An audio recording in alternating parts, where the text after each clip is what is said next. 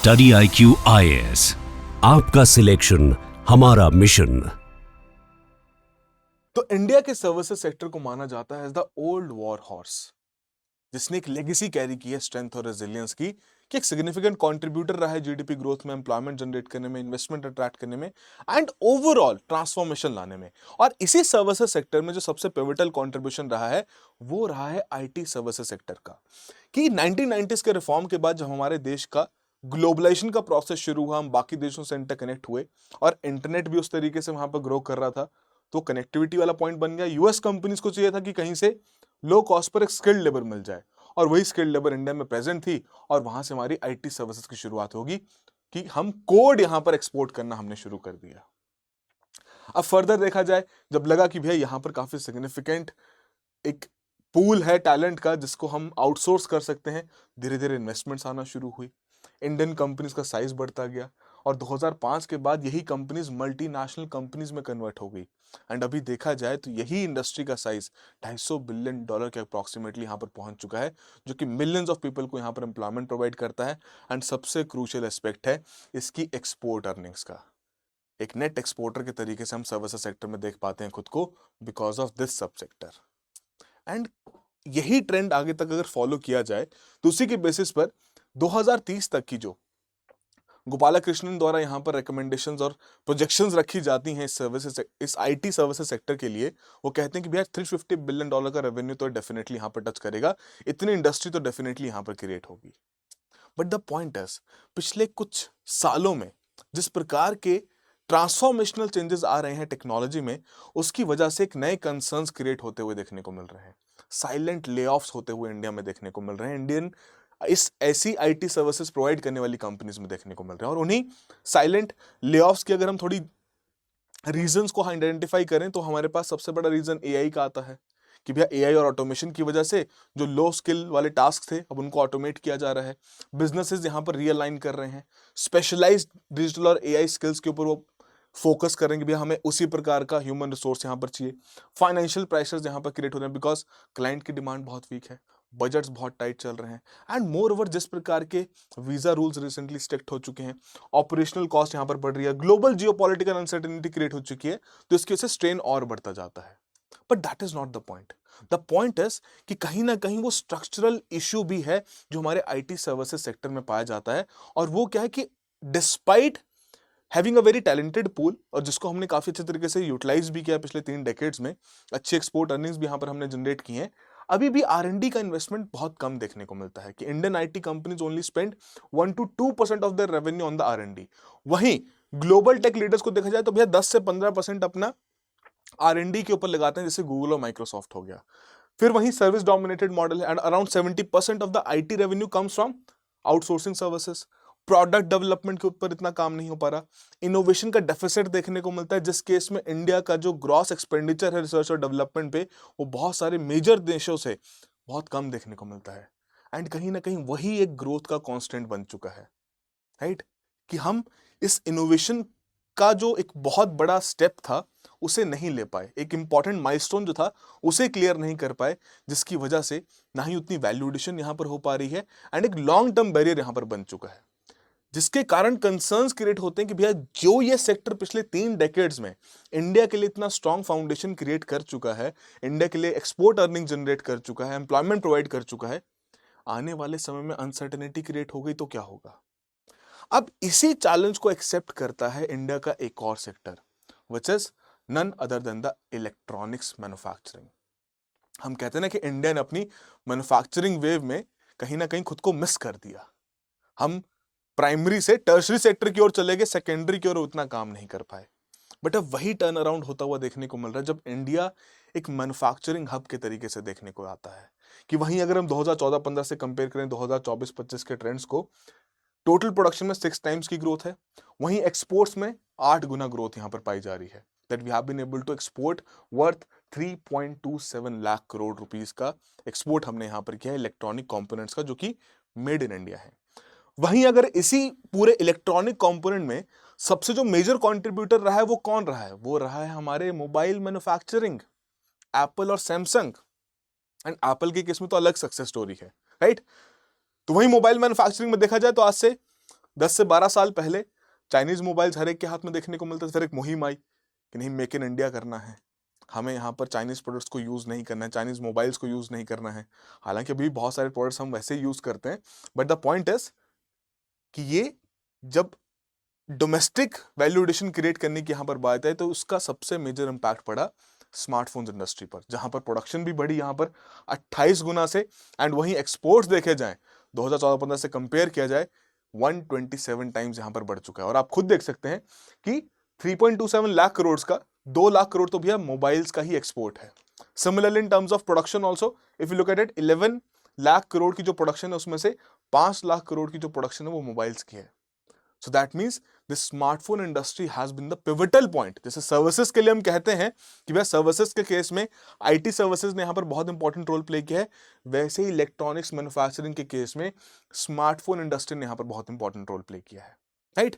And देखा जाए, इसी चीज के मद्देनजर रखा जाए तो नीति आयोग ने भी यहाँ पर टारगेट क्या सेट किया है कि $500 बिलियन का ये सेगमेंट, ये मार्केट यहाँ पर क्रिएट होगा 2030 तक का, जो कि आईटी सर्विसेज के केस में देखा जाए तो उससे ज्यादा देखा जाता है। कहीं ना कहीं पॉलिसी रीअलाइनमेंट भी इस सेक्टर की ओर देखने को मिल रही है। बट वही पीडब्ल्यूसी ने एक बहुत अच्छा एनालिसिस यहां पर किया। पीडब्ल्यूसी ये कह रहा है कि ठीक है, आपने एक बहुत एम्बिशियस टारगेट तो सेट किया है $500 बिलियन का, बट एम्बिशियस है, उस पर आपको बहुत काम करने की भी जरूरत रहेगी, चैलेंजेस भी बहुत सारे रहेंगे। तो एक बहुत ही फार फेस्ट गोल है, बट ऐसा नहीं कि अचीव नहीं हो सकता, डेफिनेटली हो सकता है। वैसे पॉलिसी स्टेप्स भी यहां पर लिया जाए, वैसा रेगुलेटरी एनवायरनमेंट भी क्रिएट किया जाए, राइट। बट अगर थोड़ा बहुत कम रहा तो भी आप $400 बिलियन अचीव कर पाओगे, और बहुत ही कंजर्वेटिव रहा, जिस तरीके से अभी तक चल रहा है वैसे चलता रहा, तो आप हार्डली 250-300 बिलियन डॉलर्स की इंडस्ट्री यहां पर क्रिएट कर पाओगे। सो इस एम्बिशन को अचीव करने के लिए डेफिनेटली कहीं ना कहीं जो करंट चैलेंजेस हैं उन्हें एड्रेस करना बहुत क्रूशियल है।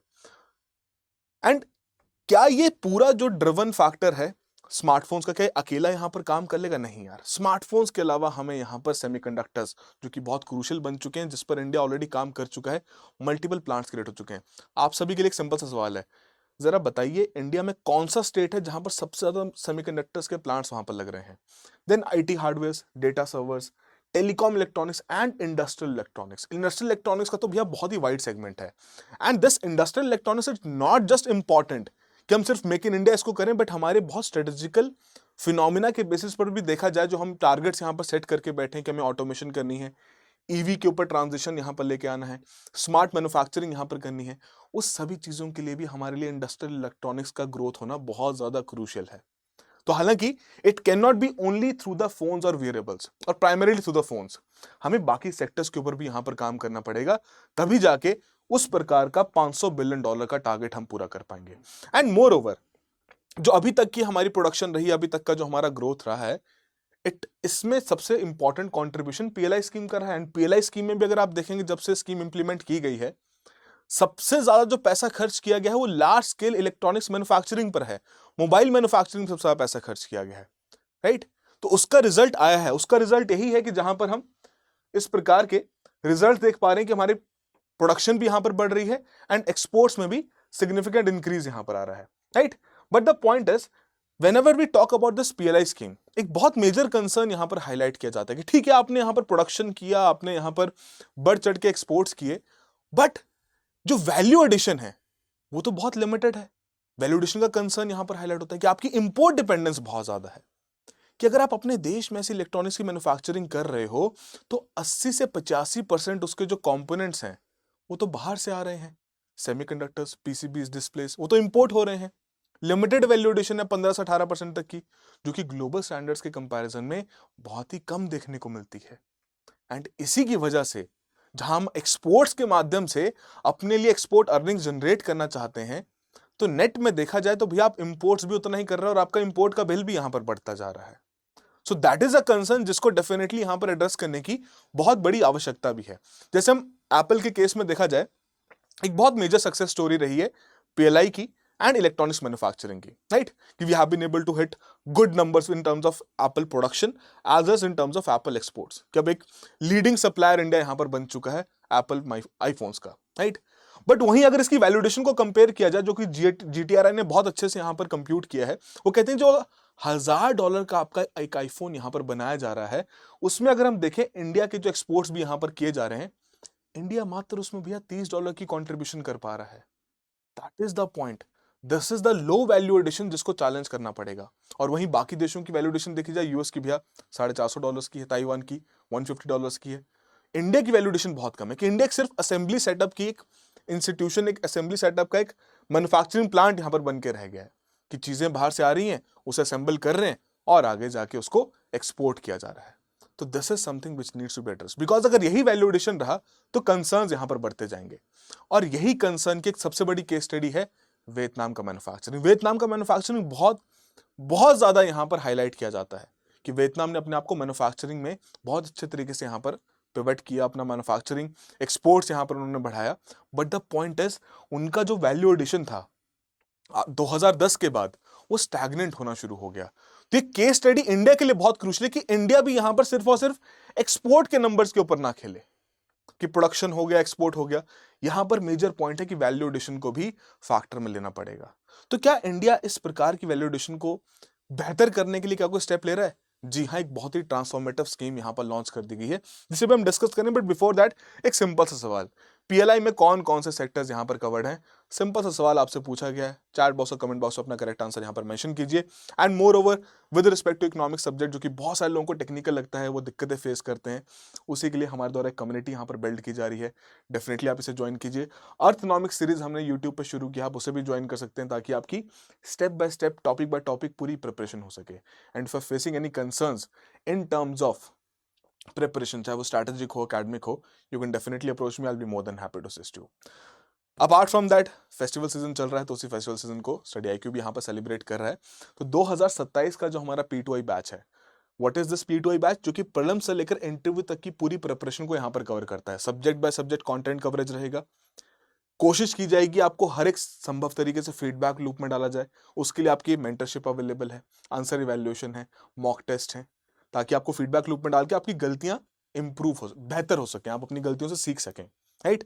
फर्दर उसी के बाद इसी बैच में we have the PRP, prelims residential programme, जिसमें प्रीलिम से 90 से 100 दिन पहले जो टॉप 10% परफॉर्मर्स रहेंगे, they will be called upon कि आप ऑफलाइन में भी आ सकते हैं, आपको कुछ एक्स्ट्रा देने की जरूरत नहीं है।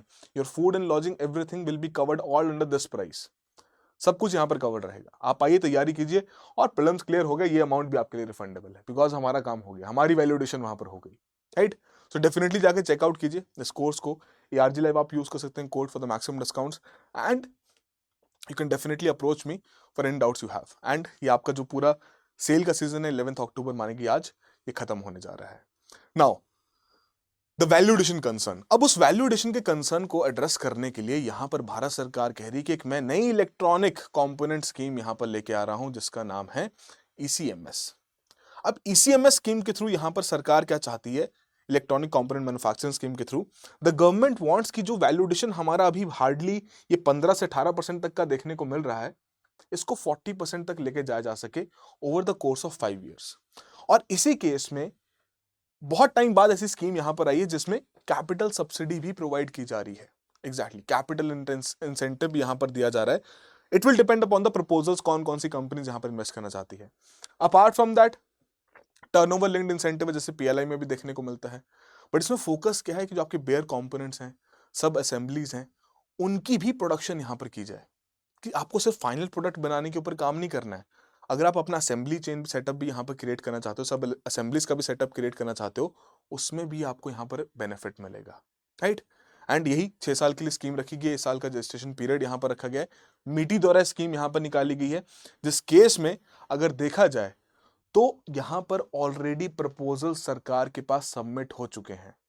जी हाँ, $13 बिलियन के इन्वेस्टमेंट प्रपोजल सरकार के पास आ चुके हैं, जो कंपनीज इस स्कीम के तहत इन बेनिफिट्स को एंजॉय करते हुए इंडिया के मैन्युफैक्चरिंग सेक्टर में एक मेजर रोल प्ले करना चाहते हैं, उस रेवोल्यूशन का हिस्सा बनना चाहते हैं, जो कि हेल्प कर सकता है इंडिया को $500 बिलियन की इलेक्ट्रॉनिक्स इंडस्ट्री क्रिएट करने में। बट द पॉइंट इज, क्या ये इतना ईजी रहेगा? नहीं। It is a huge capital intensive industry, बहुत पैसा लगेगा, इंफ्रास्ट्रक्चरल बॉटलनेक्स को एड्रेस करना पड़ेगा। एंड जो सबसे बड़ा कंसर्न रहता है इन्वेस्टर्स का, पॉलिसी एग्जीक्यूशन का, कि पॉलिसीज बन तो जाती हैं, इम्प्लीमेंटेशन पर आए, एग्जीक्यूशन पर आए, तो वहां दिक्कतें क्रिएट हो जाती हैं, राइट। एंड जो करंटली कंसर्न चल भी रहे हैं ग्लोबल डिमांड वॉलेटिलिटी के, उनको भी एड्रेस करना यहाँ पर सरकार के लिए बहुत क्रूशियल है कि इंडिया के लिए पहले से ऐसी मार्केट्स आइडेंटिफाई की जाए एफटीएस एग्रीमेंट्स के थ्रू। एंड सबसे बड़ा जो क्रूशियल एस्पेक्ट है कि भैया जो हमारा इंपोर्ट डिपेंडेंसी है उसको जल्द से जल्द खत्म करने के लिए इस स्कीम का बेहतर तरीके से इंप्लीमेंटेशन होना बहुत क्रूशियल है, तभी जाके वो 500 बिलियन टारगेट्स का हम जो एक बहुत बड़ा गोल यहाँ पर नीति आयोग ने भी रखा है उसे हम अचीव कर पाएंगे। But the crucial part is the capital expenditure. Now this capital expenditure क्या ये सिर्फ और सिर्फ प्राइवेट कंपनीज कर पाएंगी? नहीं, कहीं ना कहीं सरकार को भी पैसा इन्फ्यूज करना पड़ेगा, गवर्नमेंट को भी डालना पड़ेगा, बट सरकार के ऊपर भी तो लिमिटेशन है। तो उसके लिए क्या किया जा सकता है कि आप ये अपना रेगुलेशन का जो फ्रेमवर्क है उसको बेहतर कर दीजिए, इंसेंटिव्स यहाँ पर प्रोवाइड कीजिए, राइट। आप ऐसे अलग से इलेक्ट्रॉनिक मैन्युफैक्चरिंग के जोन्स क्रिएट कर दीजिए जहाँ पर टैक्स इंसेंटिव्स दिए जा सकें, मिनिमल रेगुलेशंस रहें, कंपनीज फ्रीली वहाँ पर काम कर सकें, because that is only when इस प्रकार की ग्रोथ हम यहाँ पर देख पाएंगे। अब इसी केस में, इलेक्ट्रॉनिक्स के केस में बहुत इंपॉर्टेंट 3 केस स्टडीज भी आती हैं 3 देशों की, जापान, ताइवान, चाइना। अब इंडिया यहाँ पर कंफ्यूज भी हो सकता है कि यार मैं किस चीज पर काम करूं, बिकॉज जापान ने काम किया अपने इनोवेशन ड्रिवन मॉडल पे, है ना, कि जो उनके मेजर R&D के ऊपर फोकस रहा है, पेटेंट्स के ऊपर फोकस रहा है, हाई इन्वेस्टमेंट जो यहाँ पर इनोवेशन के ऊपर की गई है, उसकी वजह से सोनी, तोशिबा, हिताची ऐसे ब्रांड्स उभर के सामने हैं जिन्होंने ग्लोबली डोमिनेट किया है। ताइवान ने अपना भी कॉन्ट्रैक्ट मैन्युफैक्चरिंग मॉडल यहाँ पर अडॉप्ट किया कि डिफरेंट ब्रांड्स के लिए भैया आओ, आपको क्या चाहिए हम आपको बना के देंगे। TSMC सबसे बड़ा एग्जाम्पल है यहाँ पर, Foxconn another one. And China ने यहां पर कंपीट किया स्केल और कॉस्ट लीडरशिप पे, कि भैया scale, speed, supply chain power उन्होंने अपनी क्रिएट करी, जिसकी वजह से ग्लोबली इलेक्ट्रॉनिक्स में यहां पर बहुत महारत हासिल कर चुके हैं। तो India can definitely be confused कि यार मैं किस तरफ जाऊं। और इंडिया में कंसर्न यहां पर क्या है कि कहीं ना कहीं अभी तीनों ही पैरामीटर्स पे हम पीछे रह रहे हैं।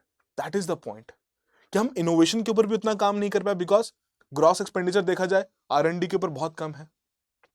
कॉन्ट्रैक्ट मैन्युफैक्चरिंग के लिए जिस प्रकार की आपको हाई क्वालिटी प्रोडक्शन यूनिट्स यहां पर चाहिए, वो अभी तक क्रिएट नहीं हो पाए हैं। एंड अगर बात की जाए स्केल और कॉस्ट लीडरशिप की, तो भैया चाइना ने तो बहुत आगे इस चीज में निकल चुका है। अपना logistics, strong infrastructure, cluster integration, ये सभी चीजें यहां पर इन्होंने क्रिएट की हैं, जिसकी वजह से ह्यूआई, Xiaomi ऐसे स्ट्रॉन्ग लीडर्स यहां पर क्रिएट हुए हैं, राइट। एंड सबसे बड़ा जो क्रूशियल स्टेप यहां पर रहा है चाइना के केस में, तो रिवर्स इंजीनियरिंग का भी रहा है। चाइना ने रिवर्स इंजीनियरिंग भी यहां पर करी है। चाइना को बहुत बार क्रिटिसाइज किया गया ना चाइनीज प्रोडक्ट्स को कि यार क्या इंफीरियर सा प्रोडक्ट है, इसका तो क्या ही फायदा है। तो जब वो क्रिटिसिज्म सामने आया, वो रिवर्स इंजीनियरिंग सामने आई, तो क्या देखने को मिलता है कि चाइनीज ब्रांड्स जो पहले मोबाइल फोन बनाते थे वो गाड़ियां बना रहे हैं ईवी। चाइना ने जहां ईवी के केस में कह रहे थे कि भैया Tesla will be the leader of the market, वहीं BYD इमर्ज करता है। तो वो उसने रिवर्स इंजीनियरिंग को अडेप्ट किया, बट उस रिवर्स इंजीनियरिंग के थ्रू अपने इनोवेशन को भी ग्रोथ पुश प्रोवाइड किया। एंड उस ग्रोथ में क्या चाइना की कंपनीज ने खुद काम किया? नहीं यार, कैपिटल पुश किया गया सरकार द्वारा हेविली, बैंक्स ने कैपिटल पुश किया है। एंड सबसे बड़ी बात, वो कैपिटल ना बड़ी कंपनीज को नहीं मिला है, वो कैपिटल मिला है MSMEs को, छोटी कंपनीज को पुश किया गया। बड़ी कंपनी, छोटी कंपनीज के बीच में इंटीग्रेशंस क्रिएट की गई, जॉइंट वेंचर्स क्रिएट किए गए, ताकि बड़ी कंपनीज का जो ऑलरेडी इकोनॉमिक्स ऑफ स्केल है उसका बेनिफिट लिया जा सके, एंड इनोवेशन के ऊपर जो MSMEs काम कर रहे हैं उसके थ्रू बेहतर से बेहतर प्रोडक्ट क्रिएट किया जा सके। So it is all possible due to the collaborative efforts of the government as well as the private player. तो वही एक सबसे बड़ी लर्निंग है जो कि हमारे लिए यहां पर इमर्ज होकर सामने आ सकती है, जिसके ऊपर काम भी करने की जरूरत है। So definitely at the very first place, जो अभी तक हमारा सिलसिला चल रहा है उसको डिसरप्ट नहीं होने देना है। प्रोडक्शन अगर हम कर रहे हैं, स्मार्टफोन्स प्रोड्यूस कर रहे हैं, करते रहिए, बट बाकी जो हमारे सब सेक्टर्स हैं जो कि हमने पहले भी डिस्कस किए, the earlier ones, the sub sectors,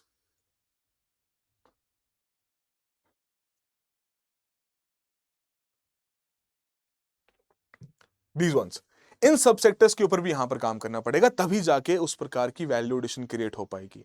हम सिर्फ एक इंडस्ट्री, एक सब इंडस्ट्री के ऊपर डिपेंडेंट नहीं रह सकते, हम एक होलिस्टिक तरीके से यहां पर अपने लिए इनोवेशन के ऊपर काम करना पड़ेगा और सभी इंडस्ट्रीज के ऊपर काम करना पड़ेगा, चाहे वो आपका AI हार्डवेयर हो, स्पेशलाइज सेमीकंडक्टर्स हो, सेंसर्स एंड डिस्प्लेज हैं।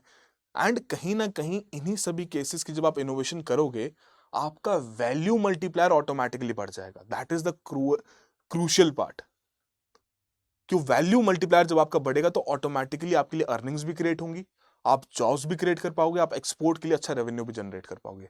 तो जापान का इनोवेशन मॉडल तो यहाँ पर अडॉप्ट करना ही पड़ेगा, राइट। मोर ओवर कहीं ना कहीं इंडिया भी उस प्रकार की क्रेडिबिलिटी बिल्ड कर सकता है। अब देखो ताइवान का जो ये मेजर प्लेयर्स हैं TSMC वाला, ये ऑलरेडी कोलैबोरेट कर रहे हैं इंडियन प्लेयर्स के साथ भी।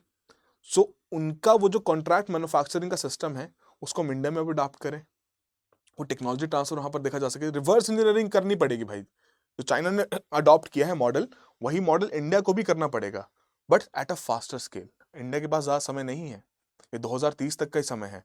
अगर ये भी हमने खो दिया, जो कि अभी इंडिया के लिए बहुत क्रूशियल, बिकॉज बहुत सारी कंपनीज यहाँ पर China+1 स्ट्रैटेजी को फॉलो कर रहे हैं, so it will play a very crucial role कि चीजें अडॉप्ट करनी पड़ेंगी। और फाइनली स्केल मॉडल, वो स्केल मॉडल में आने में तो समय लगेगा डेफिनेटली, वो 2029-30 तक शायद हम अचीव कर पाए स्केल मॉडल।